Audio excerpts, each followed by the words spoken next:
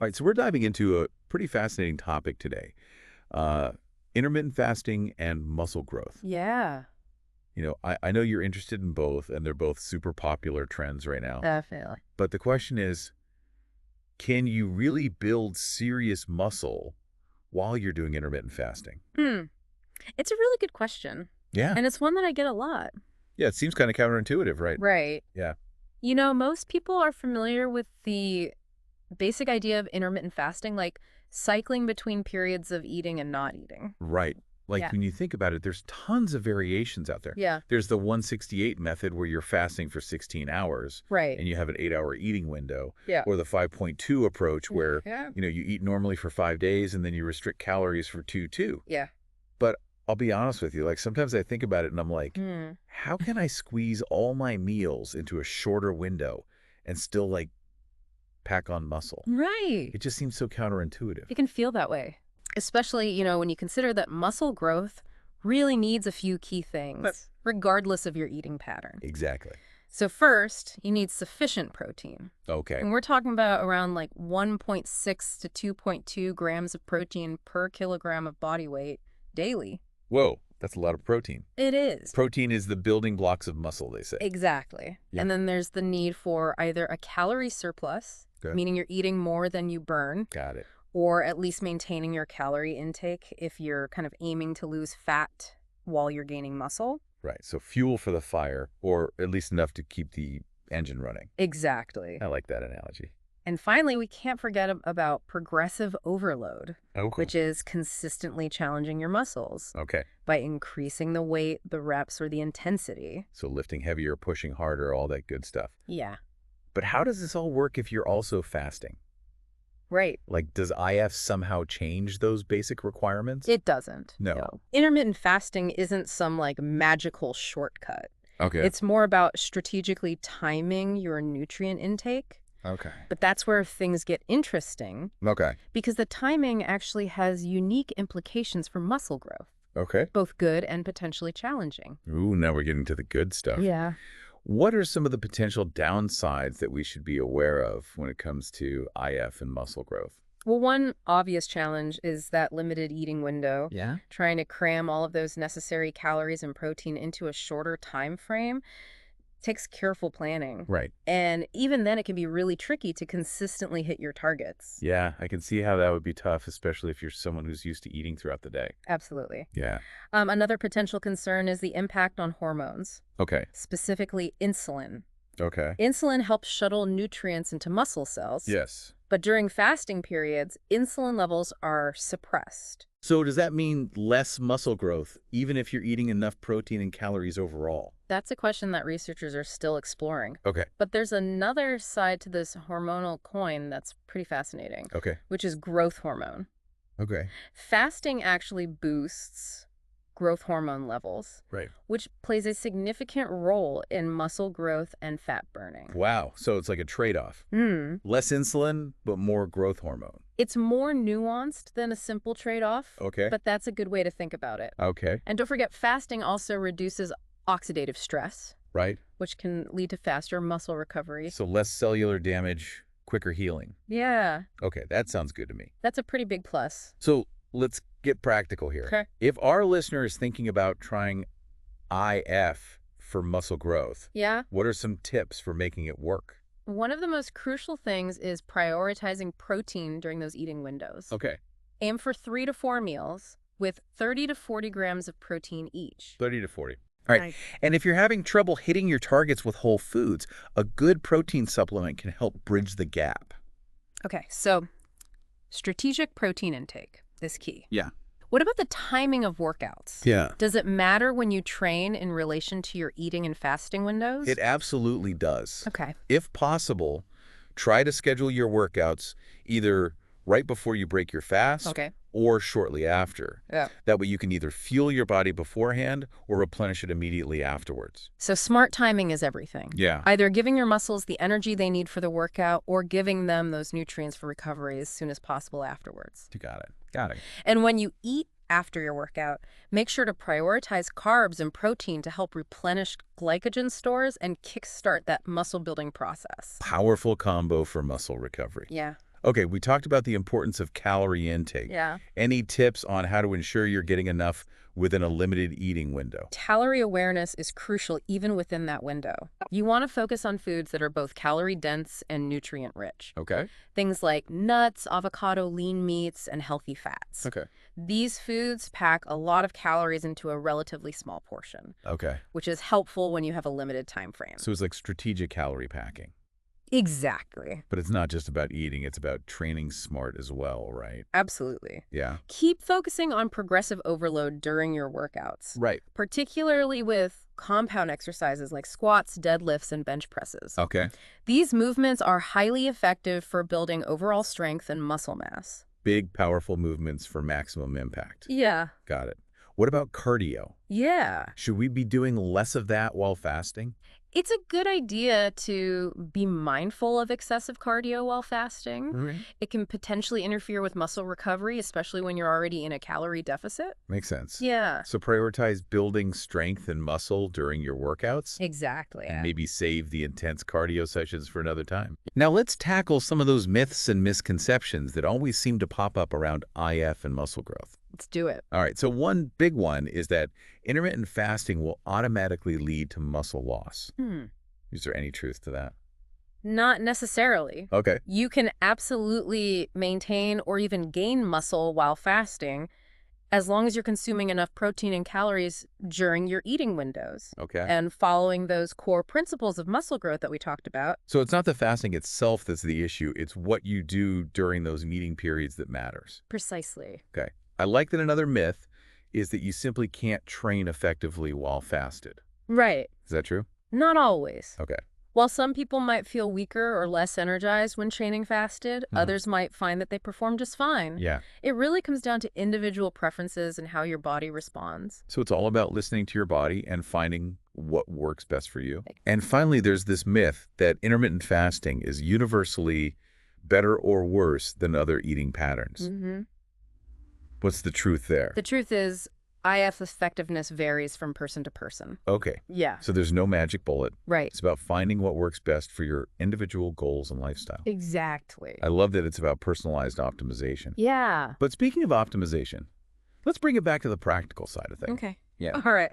Let's dive back into those practical tips Yeah. for getting the most out of IF for muscle growth. Yeah. Remember, we're aiming for a balance here, Right. reaping those potential benefits of IF without hindering your muscle building progress. Right, because it's not just about fitting into those genes. Yeah. It's about feeling strong and energized. Exactly. You know, one thing I'm curious about is that whole fear of losing muscle mass while fasting. Yeah.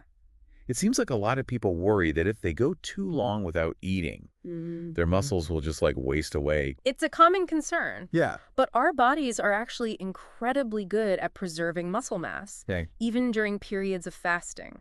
Okay. Think of it this way.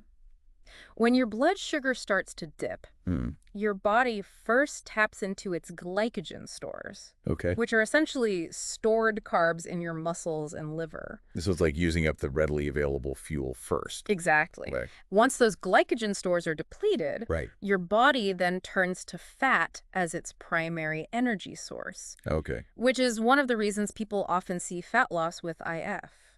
That makes sense. But what about muscle? Yeah. Doesn't the body start breaking that down too? Here's where it gets interesting. Okay. The body has this incredible mechanism called protein sparing.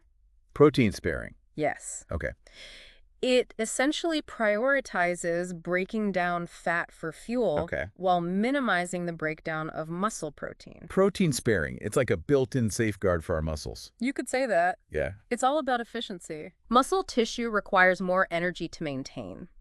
So from a survival standpoint, it makes sense for the body to hold on to it Right. as long as possible. So our bodies are naturally inclined to preserve that hard-earned muscle Yeah. as long as we're providing them with what they need. Exactly. Yeah. However, it's important to remember that this protein sparing effect isn't limitless. Okay. If you're consistently in a severe calorie deficit over a long period, Right.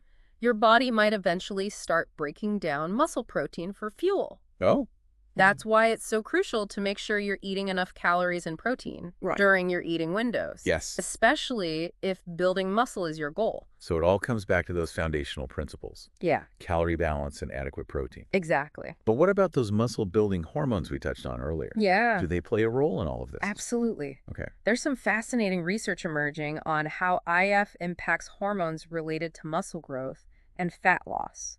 One of the key players here is growth hormone. Okay. Studies have shown that IF can significantly boost growth hormone levels. Right. I remember you mentioned that earlier. Yeah. So by strategically timing our food intake, we could potentially enhance our body's natural muscle-building capabilities. That's the idea. Okay. But what's even more fascinating is how this hormonal shift interacts with other hormones like insulin. Right. You mentioned earlier that there were some concerns about reduced insulin levels during fasting. Right. And how that might hinder muscle growth. Right. And while insulin is certainly important for shuttling nutrients into muscle cells, some researchers believe that the temporary reduction in insulin sensitivity during fasting might actually be a good thing in the long run. Wait, hold on. So less insulin sensitivity could be beneficial for building muscle. Yeah. How does that work? Well, think about it this way. Okay. When you're constantly eating throughout the day and spiking your insulin levels, your body can become less responsive to its effects over time. This is called insulin resistance.